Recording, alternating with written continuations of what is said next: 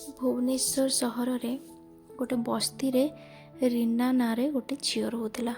से झीलटी बहुत गरीब थिला। से दिन बेले घरे काम करथिला और राति रे स्ट्रीट लाइट तले बसिकी पाठ पढ़ुला। ता जीवन रे गोटे मात्र स्वप्न थिला, दिने से शिक्षित होइकी ता माँ को जीवन बदल दब। से सहर रे अर्जुन ना रे गोटे कोटिपति पुओ रोला।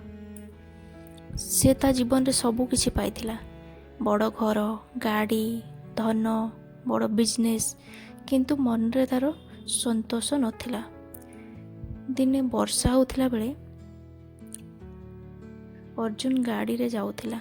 हठात से देखिला गोटे झियो वर्षा रे भिजिकी स्ट्रीट लाइट तले बसिकी पाठ पढ़ुची। से आश्चर्य हो गला। गाड़ी अटकई पचारे, तमे एमती वर्षारे कहीं पाठ पढ़ुच?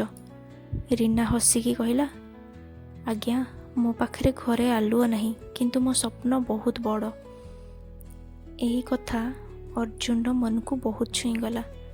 से भाविले ये झीटी को मु साहाय्य करी। ता परदिन अर्जुन रीना को तांको ऑफिस को डाकिले और रीना को गोटे छोट पार्ट टाइम चाकरी देले और रीनार सब पढ़ार खर्च उठेले। धीरे धीरे रीना ता जीवन रे आगु को बढ़िला। वर्ष पर वर्ष कटिगला। रीना गोटे सफल ऑफिसर हैला। एही समय रे अर्जुन रो बिजनेस रे बहुत क्षति हो गला। से धीरे धीरे सबु किछि हरेया पई लागिला। तार धन संपत्ति सम्मान से सबू हरे बसिला। दिने अर्जुन निराश होकर पार्क रे बसीथिला बेले ता सामना रे गोटे बड़ गाड़ीटे आसिके छिड़ा हैला और से गाड़ी रे बसीथिला रीना। से गाड़ी रू ओल्हे आसिकी अर्जुन पाखरे आसी छिड़ा हैला। अर्जुन रीना को देखिकी आश्चर्य, रीना तमे? रीना हसिकी कहला, सार आज मो पाली। आपण जेउ सहायता मते देइथिले सेइथिरु मु आज एठी पहुँची।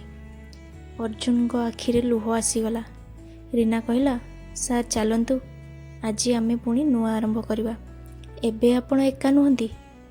सेमाने मिलिमिशिकी नुआ जीवन आरंभ कले एवं एथर संपर्क धनरु नुह विश्वास रु बढ़ी उठिला। आमे एई शिक्षा पाइबा जे जीवन रे दिया जाइथिबा सहायता दिने ना दिने फेरी आसे, व्यर्थ जाएनी केबे भी।